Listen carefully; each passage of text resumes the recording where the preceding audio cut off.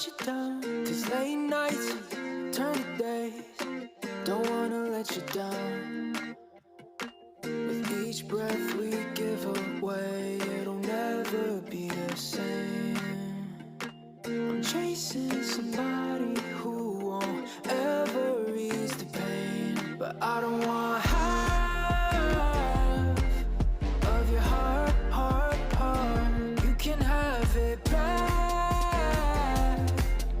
if it's only half of your heart.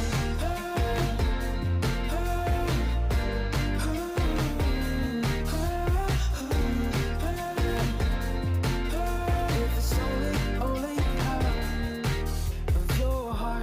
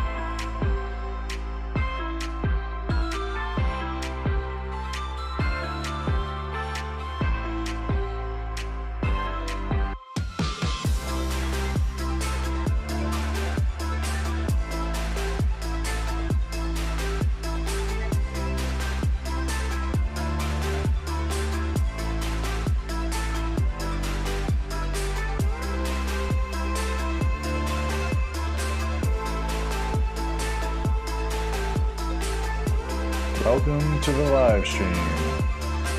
Let me just stop the music for a minute and let me flip over. Welcome to the live stream, everyone. Hopefully everybody's having a great Thursday. This is system build number 32. This is going to be Build It with Brian, and we're doing a bench build today. We don't have a case, so we're just going to show a bench build. A bench build basically means we're building on the table, and it will show you how to build on a table. If you want to do a test, maybe test your equipment before putting it into a case. This is kind of typical for us. This is kind of what we normally do when we build out something that's a little more complex, or a case that requires a little more work on the inside, like if you have an AIO, or if you have like any type of water cooling, you'd probably want to test the equipment before putting it into an actual case. We're not doing a water build today. We're just going to do a build directly on the table, which is also called a bench build. So let me switch over to the overhead and we'll go over the parts. Hopefully, if my camera goes, there we go. Okay. So, parts wise, we got a bunch. So, processor, we have an AMD AM5. This is a 8000 series. This is a Ryzen 5 8400F. It does require a graphic card. So I'll put that off to the side. Memory is going to be a 32 gigabyte DDR5 Vengeance memory. Also XMP ready, which we'll probably use. Drive space, only 1 terabyte Crucial drive. It's P3, not a P3 Plus, but it's a P3. It's perfectly fine for this. 3500 megabytes per second writes. Perfectly fine for the speed that we need. For the case, when the case does arrive, we have a 120mm fan. That's going to be a Jonsbo case. When it does arrive, we will reassemble that. We'll put it off to the side. Graphic card that's going in is going to be a GeForce RTX 4060. It is not a TI, just a regular 4060. Again, perfectly fine for most business applications. Go down a little further. Motherboard, which is very glossy, is a Gigabyte A620M S2H. Ultra durable motherboard, blah, blah, blah. It's an AM5 socket. It does have Qflash-plus on here, which we may have to do to flash the BIOS for this CPU, so I'll show how to do that. Actually, we may just Qflash it anyway, just because, to show how to do it and how to do it correctly. So I already have a flash drive already created for it. We'll also need a power supply, obviously. I'm going to put the graphic card down on the other side. All right. Power supply is a Corsair CXM series, CX650M. This is modular, or semi-modular actually, because it has one connector. That'll make it a little easier to fit in the Jonsbo case. We'll only use whatever we need to use when we do that, but today it's just going to be a build. Custom cooler is going to be an ID cooling, upside down, ID cooling. We've done this one before. It's an IS55 Black, 55mm low profile black cooler. It does fit nicely in the Jonsbo case, so we'll have plenty of room when we go to put that in. Of course, we're doing a bench build, so we may not actually see all that today, but we will put everything together and get it assembled and get it ready for boot and test. So to get started, we're going to open up the motherboard. We're going to find out what's in the box. What's in the box? Just some SATA cables. We don't need those today. We don't have any SATA drives. We have one motherboard, and then underneath this should be our dreaded I/O shield. Damn thing. And some manuals, if you feel like reading those. Okay. We're going to be using the box to build on. I/O shield will not be used today because it's not going in a case. So we're going to put that off to the side. Do not lose that. Motherboard's going to go right onto the box. We're going to build right on the box. So just to get a little bit of lift off the table. The reason why you want a little bit of lift off the table is when you go to put the graphic card in, it's going to have to push down into the socket, and it will go lower than the motherboard itself. And therefore, if you're on a box, you have a little bit more room. You won't have to worry about crunching your table or crunching the graphic card, even worse. So let's open up this, and sorry about the noise, plastic rattling. Hopefully it's not so bad. Okay. And the motherboard itself. Okay. Get rid of the plastic. Let's go over some of the parts of the motherboard before we start. Basically, what you will need to do when you get it into a case, you will need to use the front I/O. Front I/O is located down the bottom right here. At least it's bottom right for me. And it is labeled directly on the board with very little labels explaining which buttons go where. The only ones that are specific are the ones that are positive and negative. So you'll want to make sure that those LEDs are set correctly. So like our hard drive light does say positive, negative. So you want the positive on the positive side, negative on the negative side when you go to put it in your case. We're not doing the case today anyway, but just going to go over it. System fan 1, obviously this is for any type of system fan that you're plugging in. In this case, it could be the Be Quiet fan that we have over there. Any 4-pin or 3-pin will work on this. 3-pin will work, it'll just be left side centered, so you'll see this little piece here. We'll separate it and you'll have 3 pins covered. Next is USB. If you have a USB 2.0 connection, you'll put it on here or here. Either one of these will work. If you have a TPM module, you can use TPM here. Honestly, you don't really need this. Your CPU already has a TPM module, but if you're looking for a little extra encryption or some sort of extra ability, you can plug that in there. LED-C is basically for any LED lights that you may have. Same thing for D-LED. We're not using any of that. Front audio, if you have a front audio connector, you would plug it in here. They're all keyed with little knockouts that would automatically only put them one direction, so they should only fit one way. Moving up, your PCI Express socket here. This is where you're going to put your graphic card. I'm going to put it into the open position, which is down. When that's in the open position, it'll accept the graphic card and then click back up into a lock position.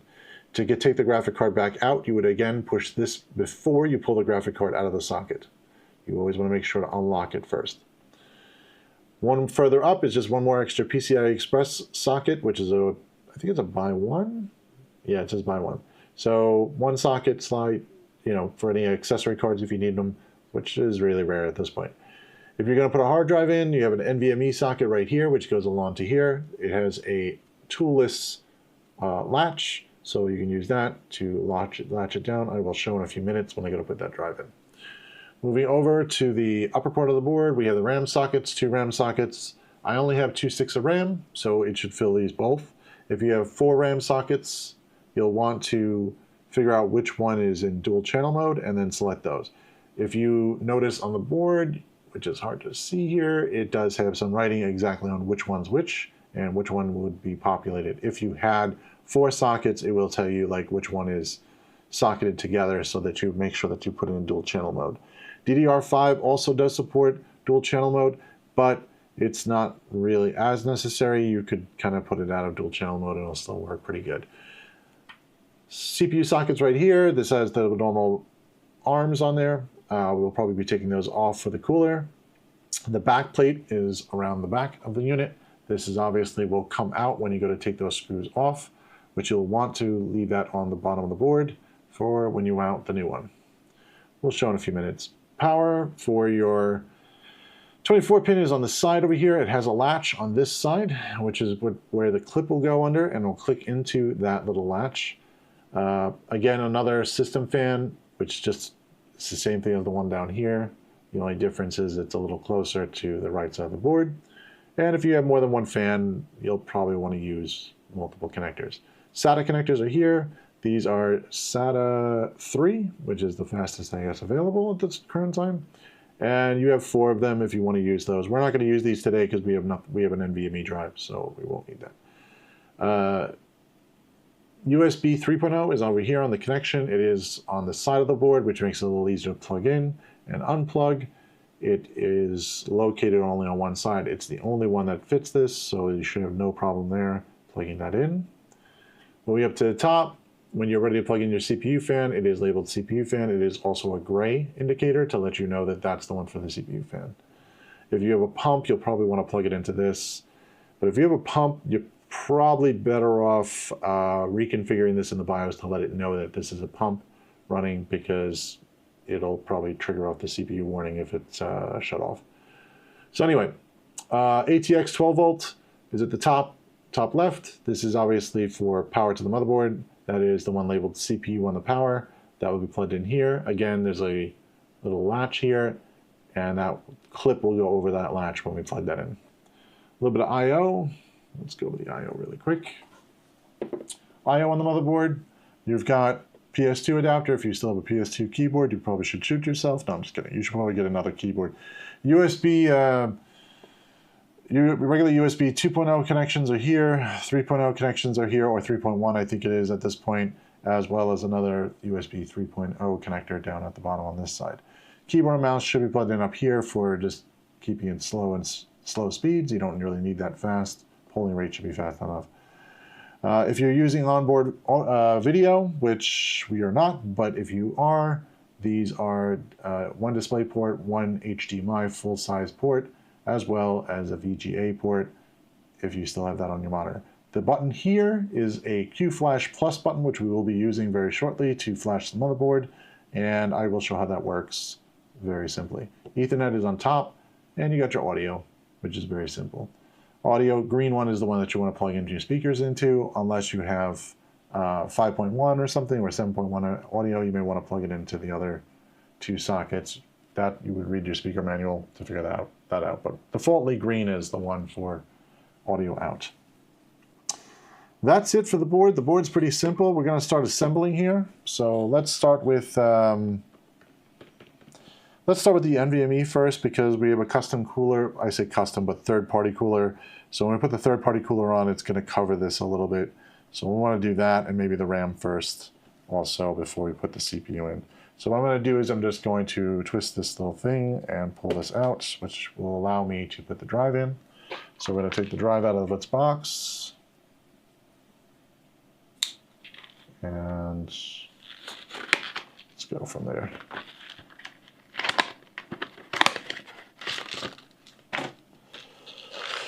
In the box, you're going to get the drive itself and a little screw. You can keep the screw if you want. We're not going to need the screw because obviously this is a toolless one. So we're just going to take it out of the box, out of the clamshell, I mean. Not breaking anything? Okay. Inside, you're going to see your drive itself. The drive is about the size of a stick of gum, or, you know, anything pretty small. So this is basically your pin side. The pin side is going to go to the pin side of the socket, and you're going to push that down into the socket on a 45-degree angle, and you're going to latch it down on this side with this. So what we're going to do is we're going to show that really quickly. Down below, you'll see the sockets to the left. So I'm going to socket it up to the 45-degree angle, then push down, and then close it with the little toolless latch so it doesn't come up. Now it should be a little space above the motherboard. You should have a little bit of room. You can see here, yep, this has got a little bit of space between the board and the actual drive itself. That is normal. There should be a little bit of room there just to allow heat to dissipate down and or up. So that's it for that. Next thing we're going to install the RAM. This is DDR5 memory. It is 32 gigabytes. It is not the fastest RAM. It is at 5200 megahertz per second. The reason why we have not the fastest RAM around is because AMD is still having some issues with the faster RAM, and you're not actually getting the correct speeds, and or maybe having some more problems with XMP and some other stuff. So we are sticking to what's reliable, and in this case right now, this is reliable. So we're going to take it out. This is the Vengeance memory. If I take it out the right way, there we go. Inside, you're going to have the two sticks. You can just take them out. These do not have labels on them, which is good. There's no little plastic covering here. If there is a plastic covering, you'll want to remove that. What you're going to do is you're going to look at the memory, and you're going to notice the notch in the middle. Notch in the middle is facing one direction a little bit further than the other. With DDR5, it's a little harder because they kind of put it more towards the center. So you may have to look at the socket on the board and line it up with the socket and then push it in place.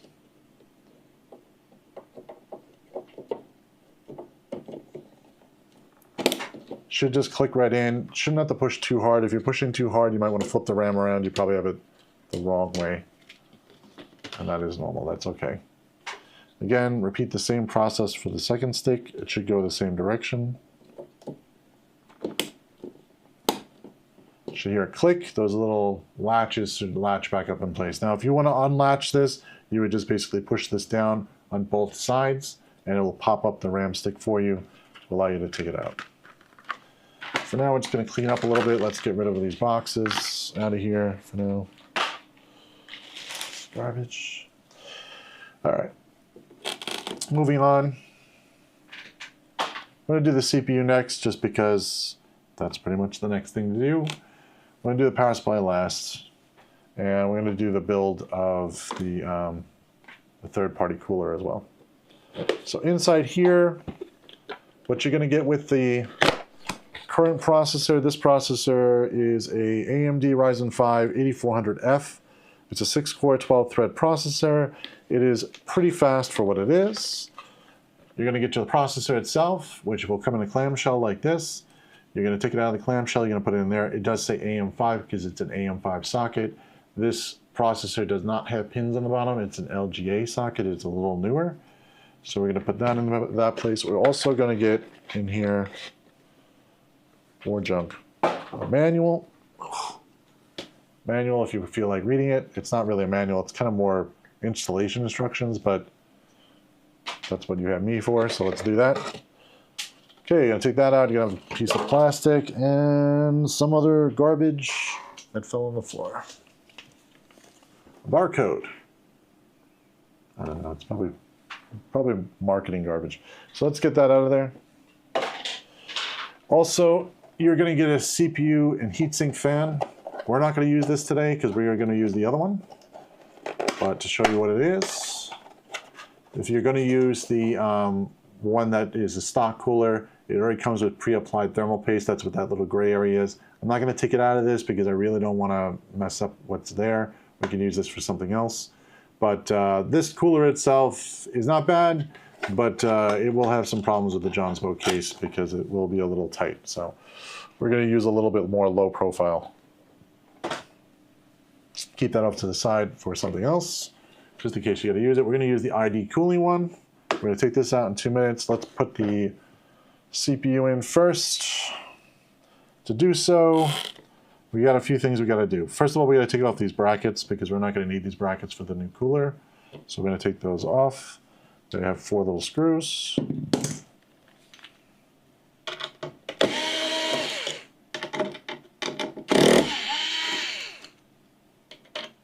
This is on way too high. 17.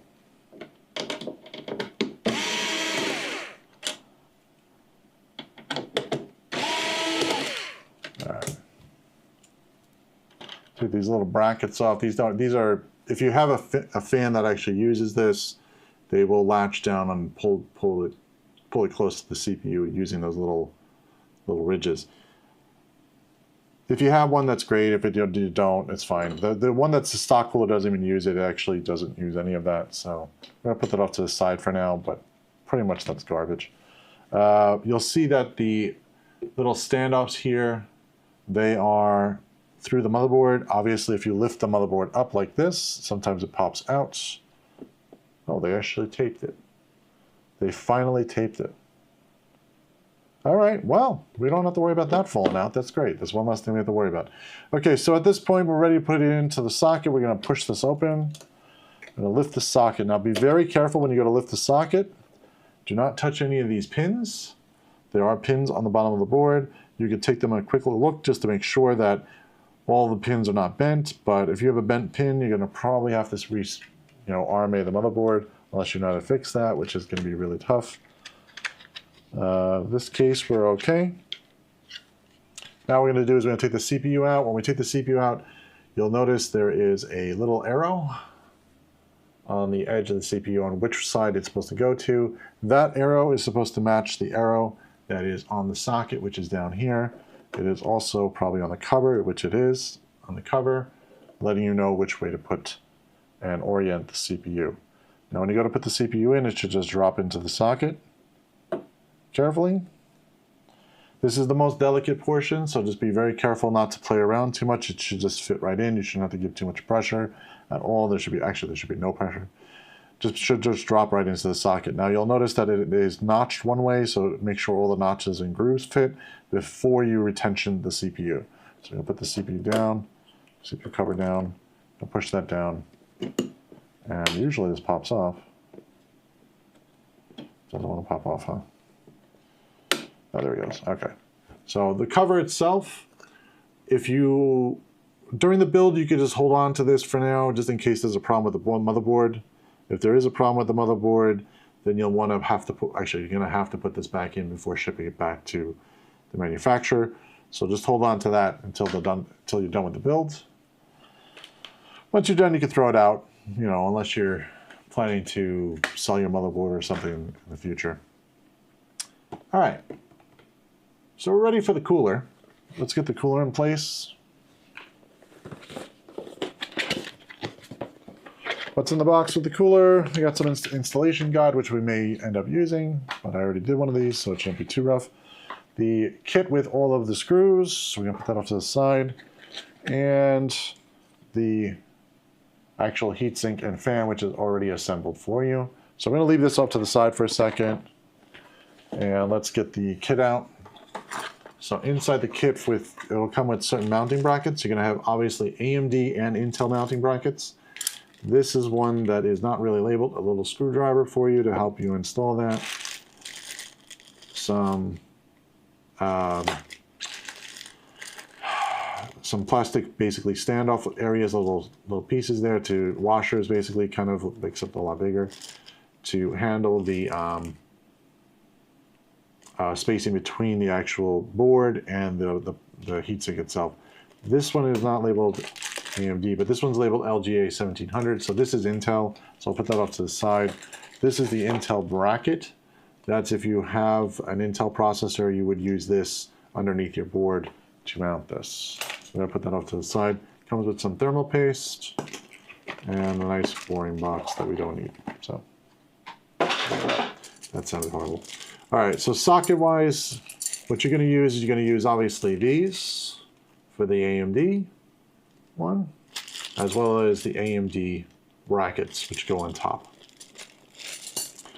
It doesn't say AMD on the packaging. You probably should, but by process of elimination, I mean, obviously this one says LGA, that goes there, and this one doesn't. This back bracket doesn't even fit underneath the motherboard, so you shouldn't have any problem here. All right, so moving forward, let's get rid of this. Okay. In the installation guide, if you want to look through and follow along, it's the AMD AM4 installation. It's pretty simple. We already removed these brackets. We're going to put these new brackets on with these little spacers or washers, whatever you want to call it. And we're going to put some thermal paste, and then we're going to obviously screw down the heatsink itself. Now, the heatsink itself with fan has a piece of plastic underneath it. I'll show you what you have to remove for that as well before you actually put everything down. So let's get this container open. Oh, IO shield. Don't know how shield's like attached to everything. All right, we're going to take these screws out. I do have a little screw tray. Wow. I do have a little screw tray here that we're just going to put everything into. It's a magnetic tray so we don't lose the screws because they're very small. Obviously, the plastic pieces will not be magnetized. And what we're going to do is we're going to just basically mount these brackets onto there pretty simply.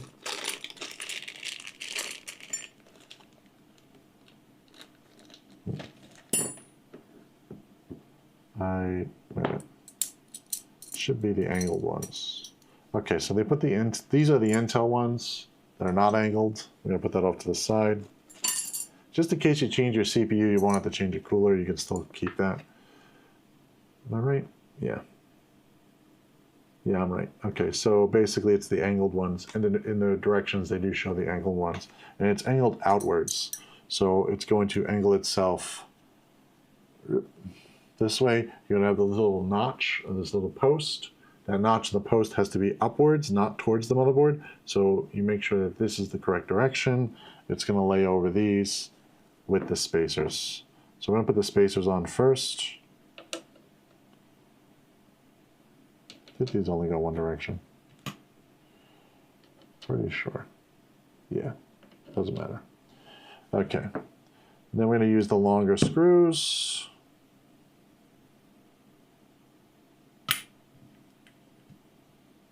don't think it's the long screws. No, it's not these. So it's these. Wow, there's like 2 sets of screws, one for AMD, one for Intel. I wish they had this labeled a little better. This is the one for AMD. The ones for Intel look like this. Those are a little different. We're not going to use those. Use one for AMD only. Just grab all those out. Do that. All right, so we have the little, everything's attaching to this thing. All right, so we're going to put this down. It's going to go down lengthwise. It doesn't fit this way, so you won't have to worry about that. There's only one direction. But you want to make sure that the posts are on the outside. So you want to make sure all the posts are leading on the outside. Now, before you install this, you must install your CPU because you will not be able to get the retention arm up. This retention arm will not be able to come up with this installed. I learned that out the last time I did this, and therefore you would want the CPU installed before you start. Again, we're just going to put the screws in and hover them over, hopefully without too much trouble.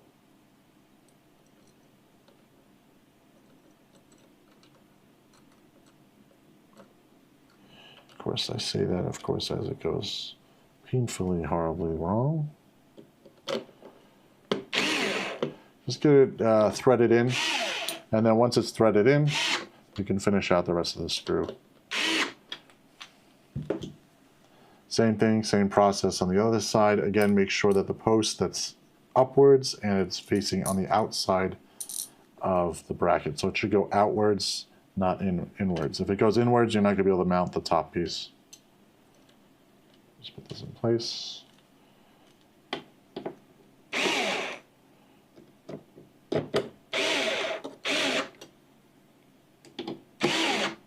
These are not that hard to put in. I know it looks a little weird on the camera, but they're not that bad compared to what I've seen before. They're pretty actually easy to do.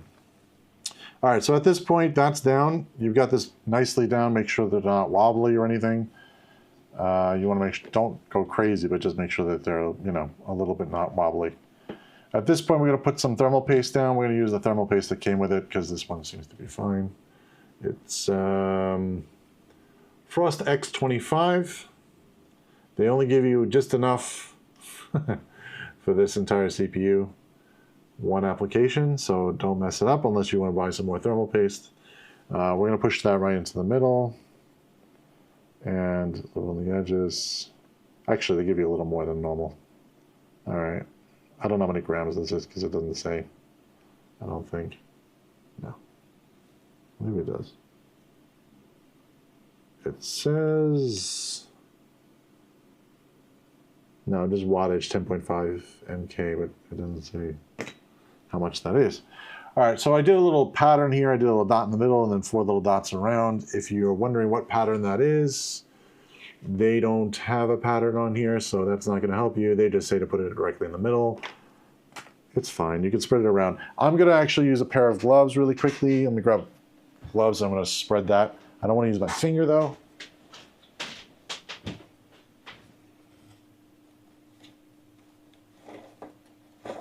Okay.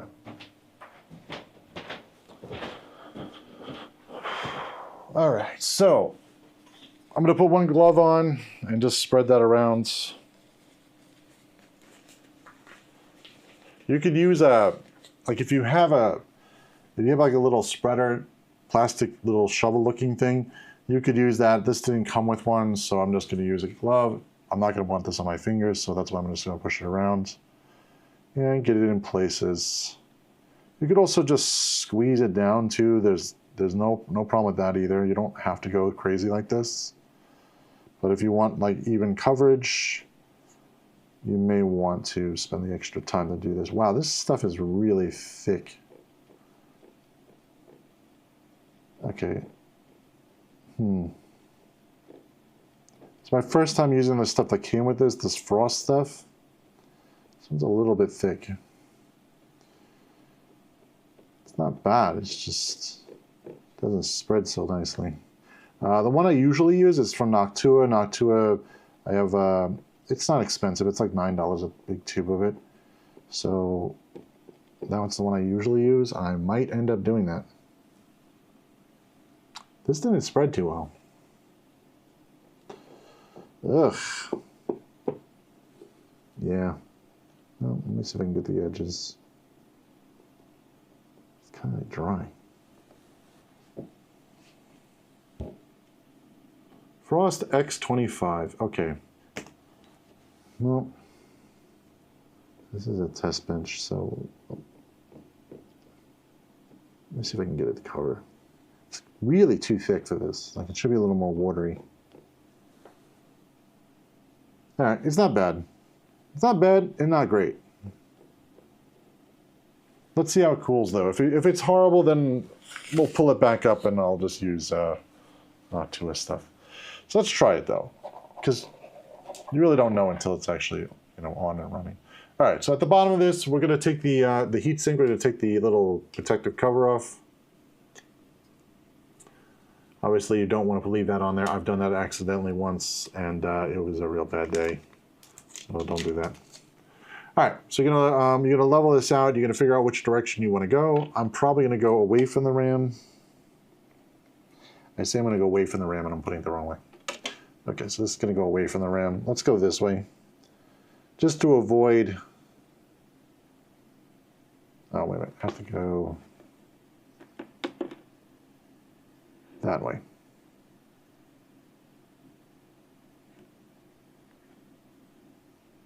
Yeah. All right, so heat sinks are going outwards. Yeah, this is fine. So what I'm doing is I'm just lining up this screw hole with the post that's here. This screw with the post, so at least we can screw that in. Now we have to go through the fan. That's why they give you this lovely tool. This tool is going to reach through that fan and screw that in. It's just a Phillips screwdriver. So we're just going to line that up. And hopefully not screw anything up today. There we go. And then what I'm going to do is I'm just going to find the little hole here, screw that in to the post. Not too far. You want to kind of just want to screw in just to get it started, and then get the other side started. Okay. Make sure they're both latched down. Oops, latched down. Okay. And go back and forth. Don't go all the way down on one side because you may end up putting too much pressure on one side of the CPU, which would be really bad. So you want to just basically go through the fan and down to the latch side. Now, how am I cheating a little bit here? I'm looking down on the side here, on this side, to see where that screw is actually screwing down on.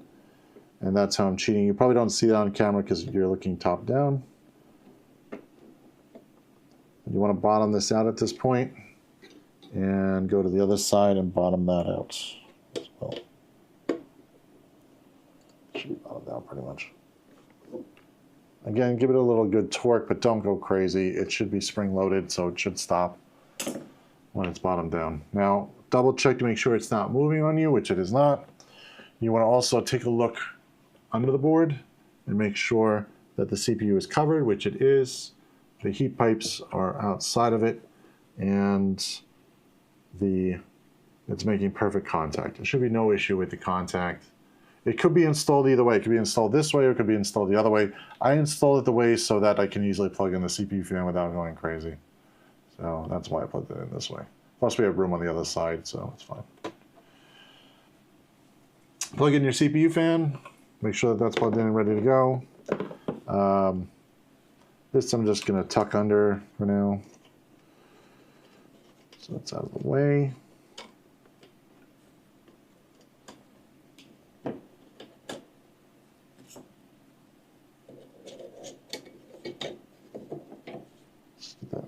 There. Okay.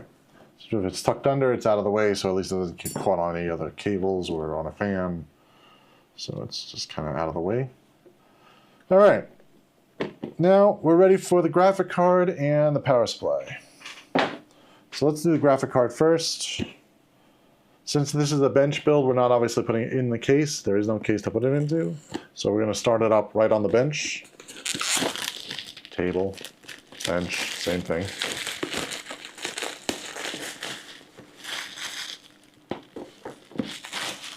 All right, this is a 4060. It's not the fastest graphic card, but this is more than what the client needs for what they need to run.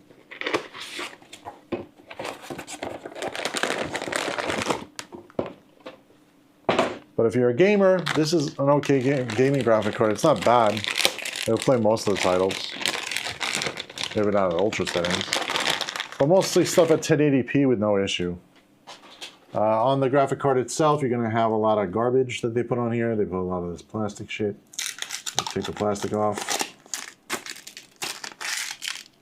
It adds a nice back plate. Of course, more plastic garbage on the front. Take all that off. Do not leave this stuff on because it will overheat your card or melt in there, which is even worse, and you'll have a problem. Get that off, throw that out.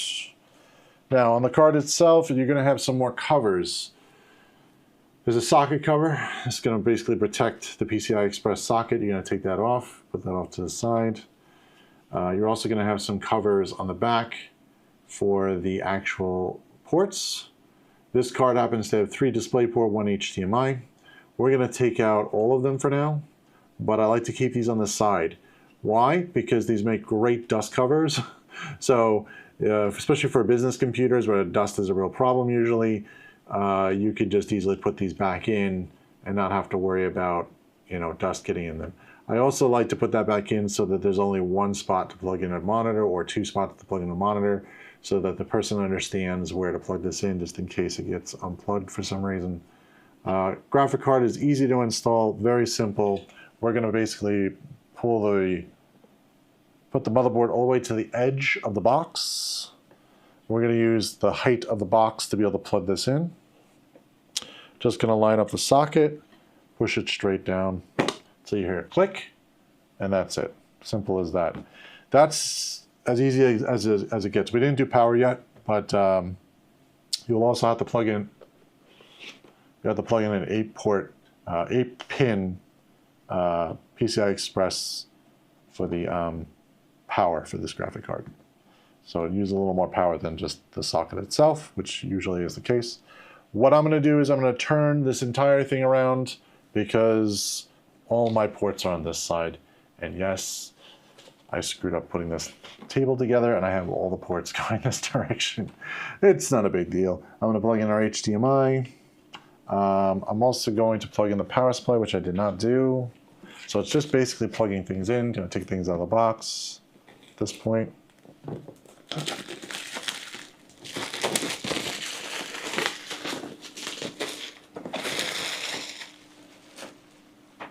All right. Since this is a bench build, we're just going to leave the power supply right on the bench table. Comes with a safety and compliance information. You feel like reading it, you can. A few things that come with this, obviously some wire ties, which we'll use when we go to build the system. A packet of candy, not really, this is just silicone, throw it out. 1 power cord, keep it on the side. A bunch of cables. These are all the cables for the entire power supply. Get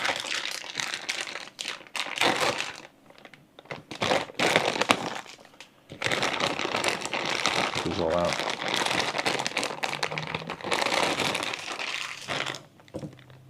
Do not lose your power cables. Do not mix and match power cables from different power supplies. You will have a very bad day if you do. You might end up blowing up your equipment, which will be really bad, and just don't do it. So just don't mix it. Make sure you get the right ones. If you lose your power cables or you're not sure, contact the manufacturer of your power supply, give them the model number, see if you can buy new cables. Sometimes if it's under warranty, they may ship you cables. It depends on the manufacturer, how nice they are. They're probably not going to. They're probably going to charge you something. Be prepared for that. If you want to use custom length cables, that's fine too.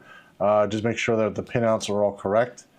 You know, if you're going to get custom length cables done, you know, talk to the manufacturer who's making your custom cables. Make sure that all the pinouts are exactly the same.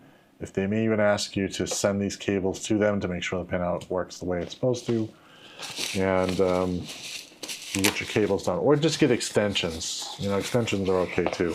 Because extensions will work no matter what. They're just straight through. So inside, you're going to have your power supply itself. You're going to have a little label on the top. The label is the most important thing of this power supply pretty much to let you know exactly how much power you can pull. This is supposed to be a 650 watt power supply. Now, Corsair has labeled it as, on the 12 volt rail, 648 watts. So technically speaking, your entire power supply can only pull 648 watts. Yeah, 648 watts of power. That's not bad. That's very close to the 650 that this is supposed to pull.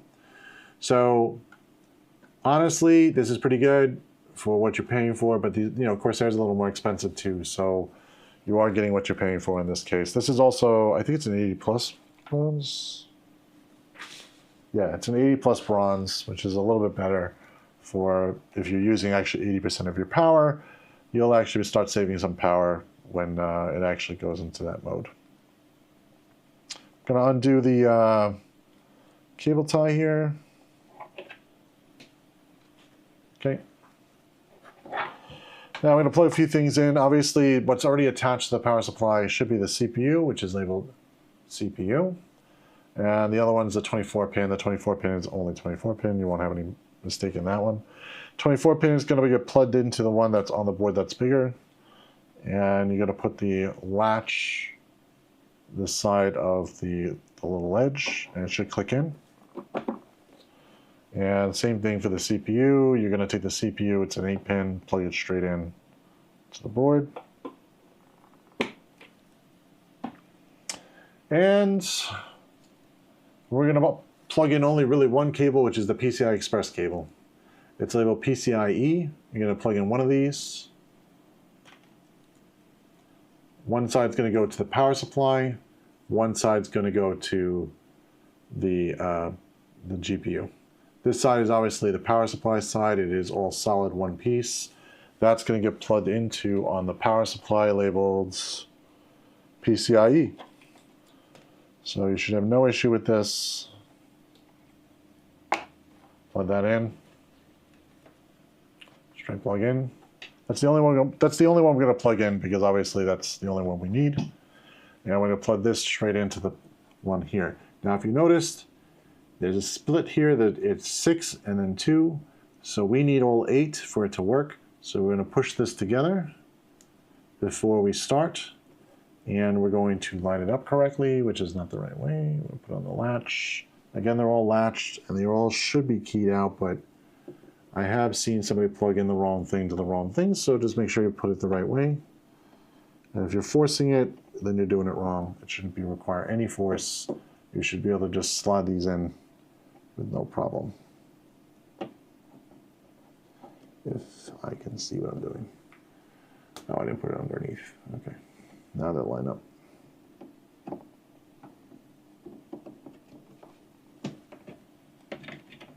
It's supposed to go underneath.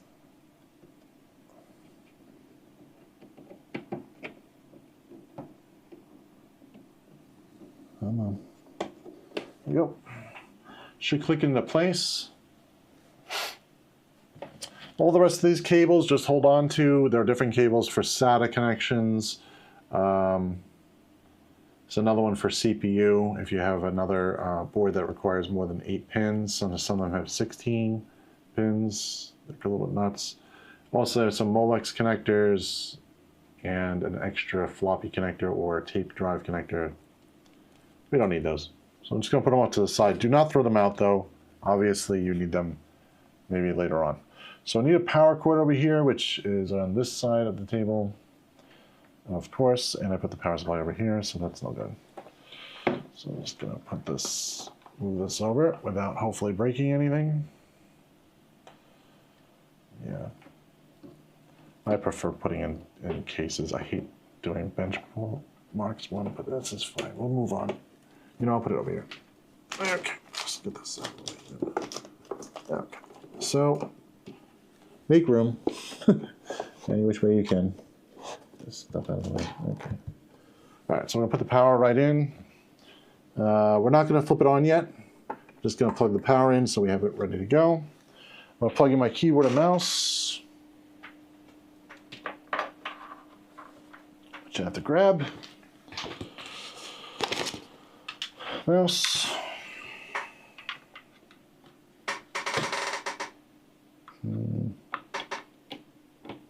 Actually, you know, I'm going to plug it into these down further because I think we're going to do the Qflash-plus.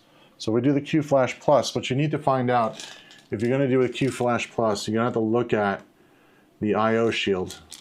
And on the I/O shield, it's going to tell you which one is the BIOS, which is labeled here. So it's the one right above the PS2 port, which is the one I almost plugged into. So therefore, I will have to use that one specifically for Qflash-plus. We're going to do Qflash-plus just to do it. But you know, this is only if you can't get into the BIOS itself, you should do this. We'll try it. I already made a flash drive with it, so. Okay, all plugged in. Let's put this in to the keyboard. Keyboard mouse should still work in any other USB drive, but for the actual flashing of the BIOS, there's one that says, say, BIOS. So I'm going to take my flash disk that I have the BIOS on, labeled as, this is a Gigabyte board, so Qflash-plus requires it to say gigabyte.bin. If it's labeled gigabyte.bin, it has to be in all caps except for .bin. .bin is not in caps. So you label that on that drive. You plug this drive straight into the one that says BIOS on it, which was the one on the I/O shield. On the I/O shield itself. Let me take the I/O shield out. All right. So on the I/O shield itself, on this side, you'll see it says BIOS. Really close there. It's a little bit reflective. Sorry, maybe a little back. It says BIOS. It's right above the PS2 port. That's the one I'm plugging directly into. And that will enable me to update the BIOS without actually powering on the system fully. By the way, you can update the BIOS this way without even a processor. It will let you do this both ways. You do not need to actually turn the system on in order to actually update the BIOS. That's the whole point of Qflash-plus, is it allows you to do that without having the system fully on. So we're going to show how that works. So I have this on. I did not flip the power on. You have to flip the power into what they call S3 state, which means that the power back here is flipped on for the power supply, but the button is not pushed for the actual computer to be turned on. That must be off for this to work. That's an S3 state. So now what we want to do to flash the BIOS is simply push the little button here. It will power the fans on. You will see this little light blink. If you're doing this correctly, this may take 5 to 6 minutes to go. This should continuously blink. By the way, you do not need a CPU in here. I just happened to already put it in. I'm just kind of skipping steps here to make it a little easier for myself, but you don't even need a CPU. By the way, if you have a CPU installed, it's fine too. It doesn't really matter. It just turns the fans on just to let you know something's going on. Plus this little light goes off. Now this may take 5 to 6 minutes. We're going to sit back, watch that little light blink. Once it's done blinking, it will either power off or it will just stop blinking and you can power off the button from the back. So just chill out, wait 5 to 6 minutes for it to go through. If you already started this process and it's continuously blinking, do not power off the unit during this time. You won't brick your motherboard, but it will definitely be harder for it to reflash the BIOS again. So I would recommend get it all the way through, just let it continue to do its thing. That was pretty quick. Okay, so it did that and it did power off. So at this point, it should be up to this new BIOS if we power it on. So let's, we should be able to unplug this at this point. By the way, also, if you're using Qflash-plus, use a crappy drive. Like I have a crappy drive here. It didn't work with a lot of different other drives. It didn't work with a SanDisk drive. It did work with, no, it worked with a SanDisk. I'm sorry, it didn't work with a Samsung drive. So I had a problem with the Samsung drive. If you get a light that just stops after like 1 second, then you know it's probably the flash drive needs to be redone. This also has to be FAT32 when you make this flash drive. So let's power it back on. We have another video coming out with this, explaining this more in detail, so that video should be out in a day or so. When you want to go, if you want more detail on that, just wait for that video. Get subscribed, stay for that. Now at this point, we're ready to go. We can actually start to power up the system. I'm going to power it up by just jumpering it. So to jumper it, I'm just going to find the power switch one, which is labeled power switch. Should be that. Just going to close the circuit quickly for a second, and it should boot up, hopefully, at this point. Get this out of the way. Do give it a few seconds to power up. It may go through a second reboot. That is normal. If I got this correct, hopefully, and I didn't blow everything up. It does take a little while. AMD does take a little longer to boot up, so this might be normal. Hopefully. Yeah, anytime now. Oh, USB. Yeah, but just making sure my keyboard and mouse are plugged in.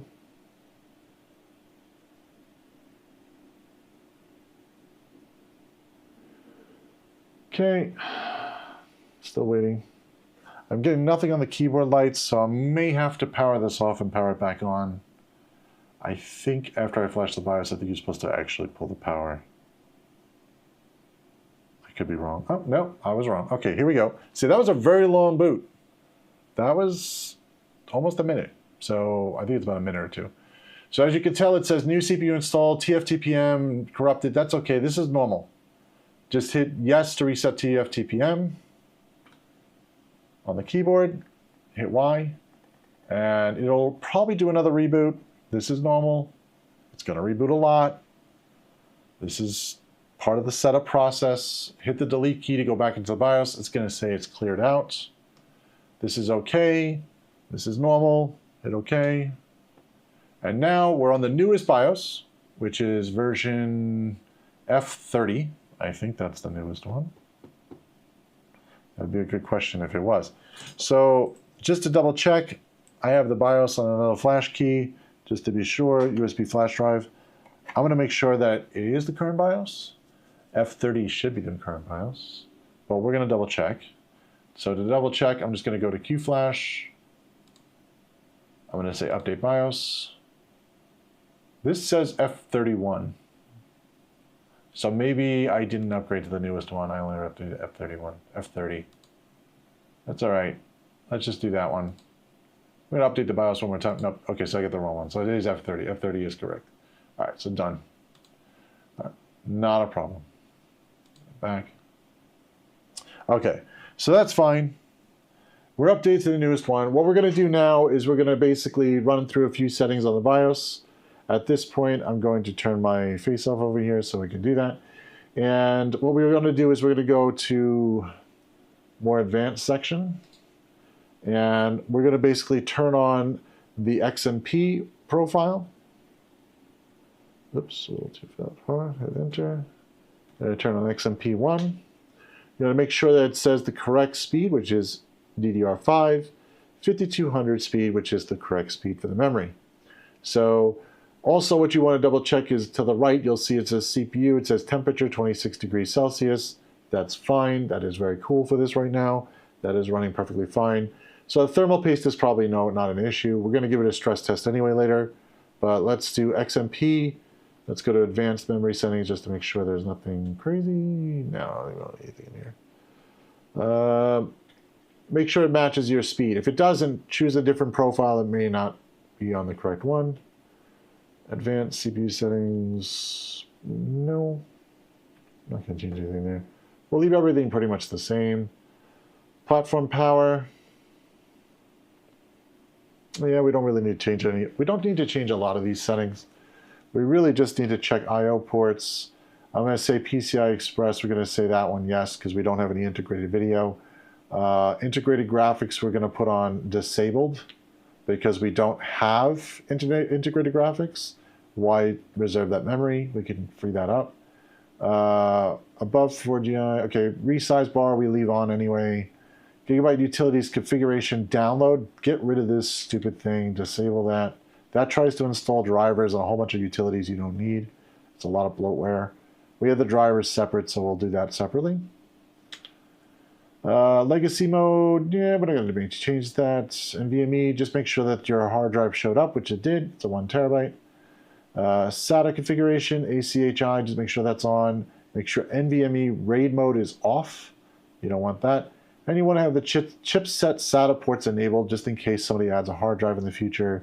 There's an option to do that. Network stack, don't need it. Go over to system info. Don't set the date and time. You're going to reset that in the when you go to load the operating system. So let's go over to boot. And we're going to make sure secure boot is enabled, which it is. Standard is fine. Unless you guys want to go more advanced, you can do that. Fast boot I usually leave off until the system is ready to go, and then I'd usually flip it on after I got the operating system loaded and a whole bunch of other stuff going. We're going to now save settings and exit. It's just going to review what you changed. Hit yes to save. It's going to reboot. Now I have Windows 11 already ready to go on this flash drive, so it should boot up this flash drive and start installing Windows 11. The first reboot, again, the first reboot during the XMP being set, it's going to have to do another retraining mode. So sometimes that may take a little longer. That actually was pretty quick, but sometimes it may take up to like a minute or two for it to go through. Now what it's doing right now is booting off a flash drive ready to install Windows. So we're going to choose your language and install now.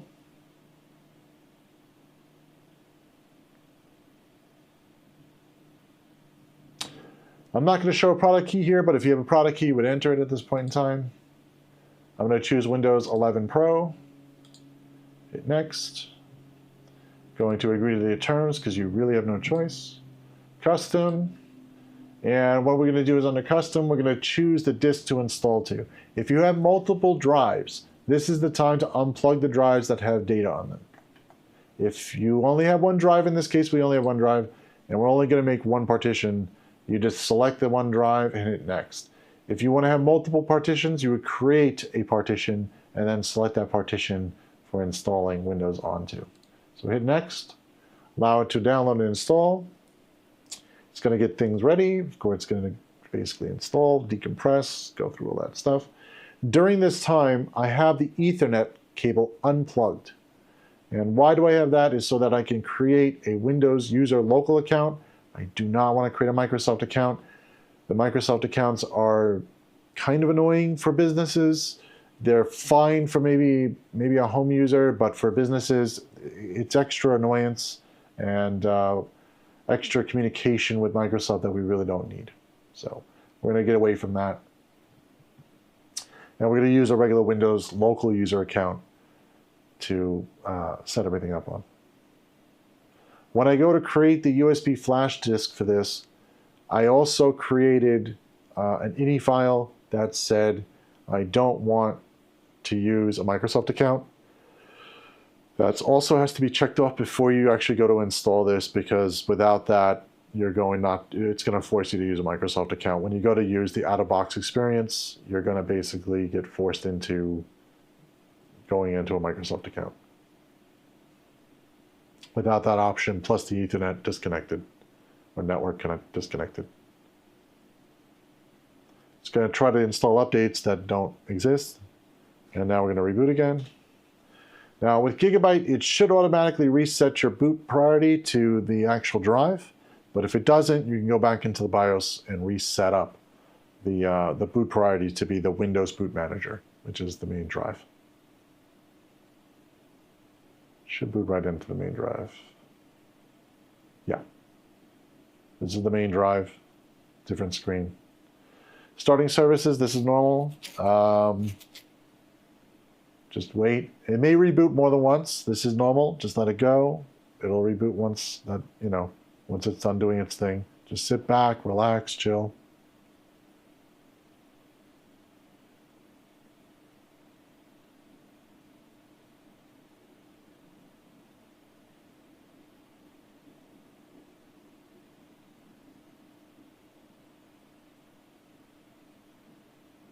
Okay.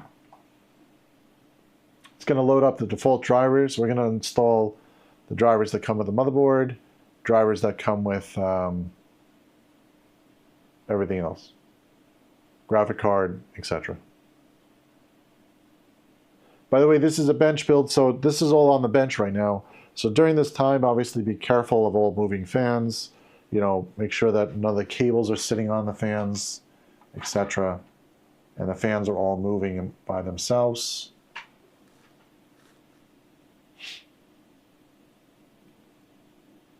So yeah, reboot it again. This is normal. It's going to do it maybe one more time. And then it should bring you to the out-of-box experience, which is coming up.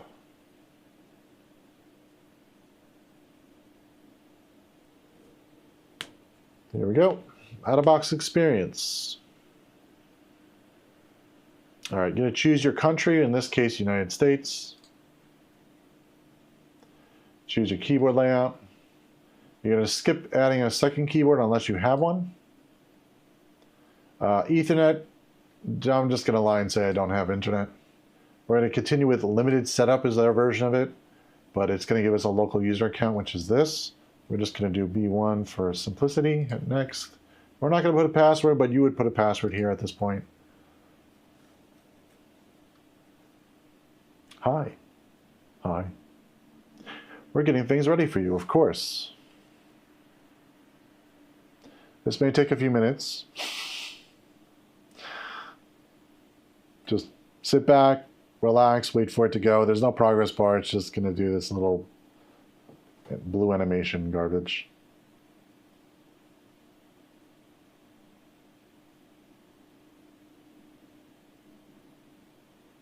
Eventually, we'll be into Windows.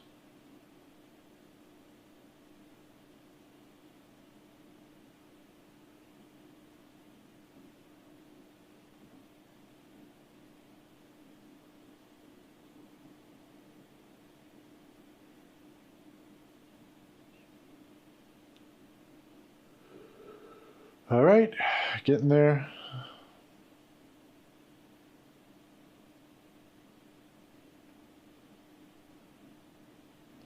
Almost there. All right. Once you're up in Windows, now what I'm going to do is I'm just going to copy over the drivers that I have. I already copied the drivers from online, so I'm just going to copy the whole B1 folder. Copy that. Go to C drive, paste it. Why do I copy them? Just because it loads faster off the main drive than it does off the flash drive. So what we're going to do is we're just not going to load chipset because we have the chipset on top here. So I'm going to run that. It's going to give you a smart screen saying it can't access anything because I don't have the Ethernet connected. That's okay. Just skip past it. It's fine. I'm going to let that install. While that goes, we're going to do the other drivers. We're going to do the Realtek driver. For the audio, I think it's audio or it's networking. Just hit run. Yes. You don't have to wait for the other stuff to go usually unless something goes wrong, which it did. We'll probably have to run that again. It may require the internet for that one to work. So may have to do the Ethernet driver first. Wherever I put the Ethernet cable. It's over here. Okay. So we're going to connect the Ethernet up. Just basically network cable. Connecting, and it should find the internet, hopefully. Oh, it's still doing its thing. Audio driver.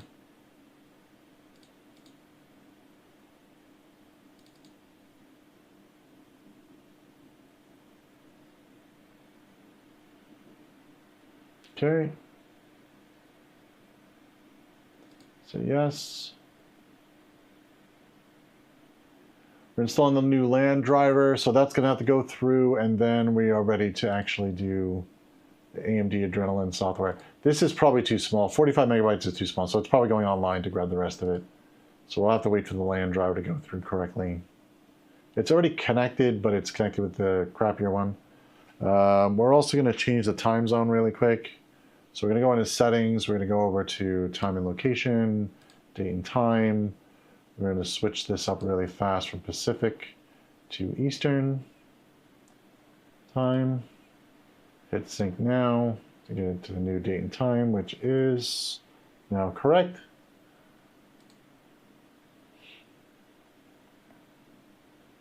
During this installation process, you're going to notice that since the internet was connected, it's going to start downloading our Windows updates.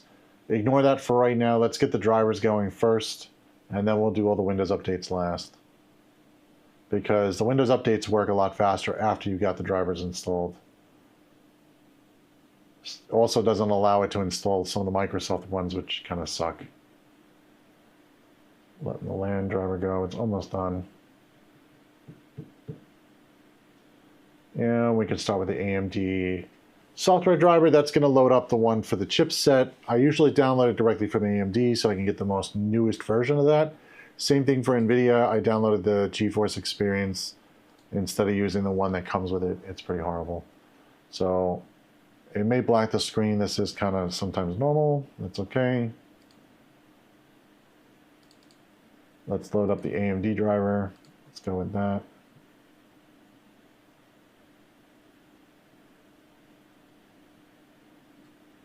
Let's check to make sure that you have an AMD processor. It also checks to see if you have an AMD graphic card or not. In this case, we don't have an AMD graphic card, so it's just going to load the chipset software only. This is normal. This is okay. It's going to extract a whole bunch of garbage.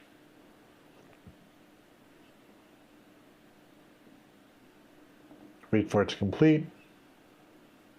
And now it's going to go into the AMD chipset software installer, not the actual graphic card one. If you have a graphic card with AMD, it will automatically install the graphic card driver with the chipset driver. It's kind of nice. But in this case, we have an NVIDIA graphic card, so it won't load that. We're going to make sure everything is checked off, which it is. Sure, install. Now, in the background, of course, NVIDIA, like Microsoft decided to try to install the NVIDIA control panel, which is not doing it right. So we're going to install the GeForce driver instead, which will automatically install the driver, plus the control panel, plus everything that's nice. We're going to wait for the chipset driver to go first because it will require a reboot. During this time, you know, we could just clean up some of the start bar garbage. We're not going to install everything. We're just going to do the chipset drivers and then the graphic card drivers. And hit a restart on this one more time. It's going to, of course, do some updates in the background because it does what it wants to do on that. At this point, you can unplug the flash drive. You don't need it. Since you're on a bench at the current time instead of in a case, I would recommend always to be very careful what you're plugging in and unplugging at the time while the machine is on. I always recommend to shut the machine off during that time since everything is exposed.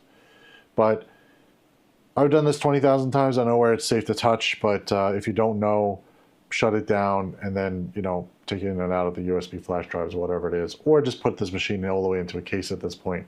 Since it's already tested, it's working, you know, it's good to go. We don't have a case to put it in today. If it did, I would probably put it right into the case instead.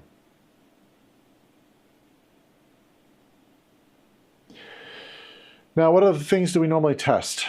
During this whole reboot process, I'm just going to explain really quickly. We normally test memory. We run a memory test. We use memtest x86. It's in the description with all the parts. So if you want to run that, you can make that flash drive and run that. I'm not running it today because it takes a very long time to run.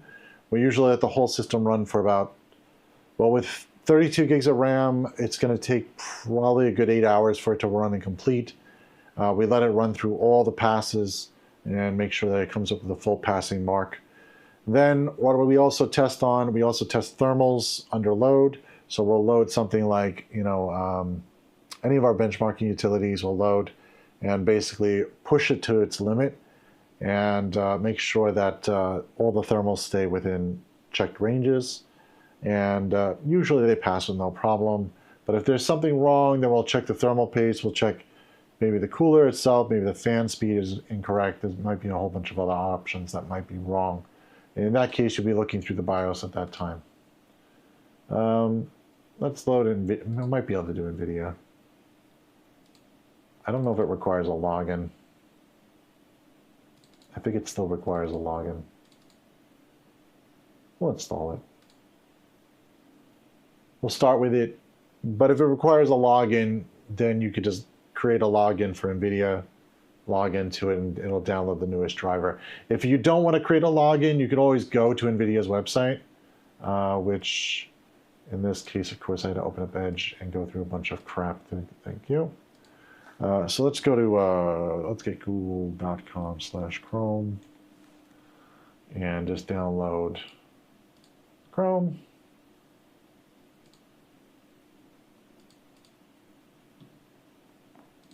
They're going to want Chrome anyway. So you agree to install. Of course, you have no choice. And once that's installed, we'll see if it'll load the driver. If it doesn't load the driver, there's another way to get a driver. You don't have to sign up for anything. Sure. All right. So yeah, it asks you to log in. We're not going to log in right now. So we're going to close this. And if you don't log in, you can't click over to drivers, which kind of sucks. Now, NVIDIA is coming out with a new product that is called, I think, the NVIDIA app or something like that. That doesn't require a login at all to get drivers. I recommend that when it comes out and when it works. So I'm going to say got it for right now. But if you want to get the drivers manually, you can go to NVIDIA.com. You can open it up large so you can see everything. Go to drivers. And you could do a manual search for a driver. You could choose GeForce, in this case, GeForce RTX 40 series. And this is a 4060, I think? 4060. So you look for 4060.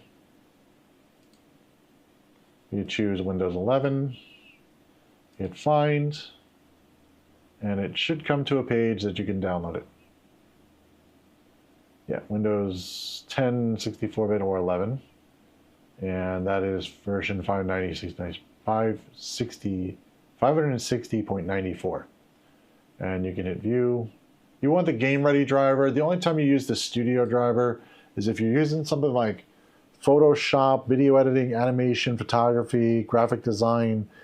You could use the studio driver. I like the game-ready driver because I know it works pretty good with the software that this client needs. So we're going to do that. They're not playing games, but it just happens to work a little smoother.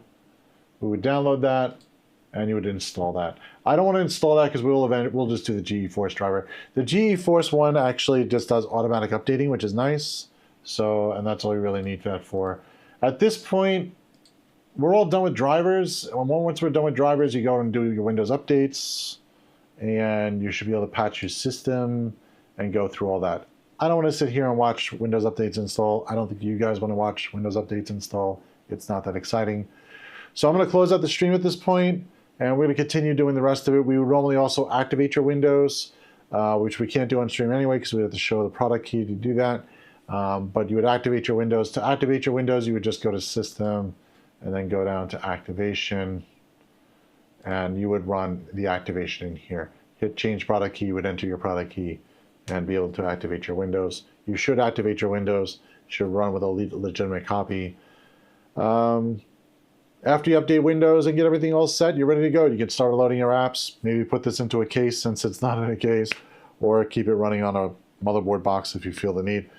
You're all set. So that's basically it, guys. This has been a system build, basically bench build, and till the next one, I would get subscribed if you're not subscribed, because obviously we have a bunch of stuff coming out in the next few weeks. So we have obviously Qflash, which we kind of went over today a little bit, and we've also got some other diagnostic videos that we can also show. We had some computers come in with some problems, so we kind of went over all of those on a video recording and what to do and what not to do.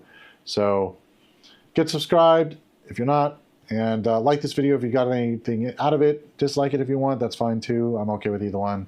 If you dislike it, put a comment below on why you didn't like it. I'm okay with, I could take some criticism sometimes. So, all right, we'll see you in the next one. Have a great day, and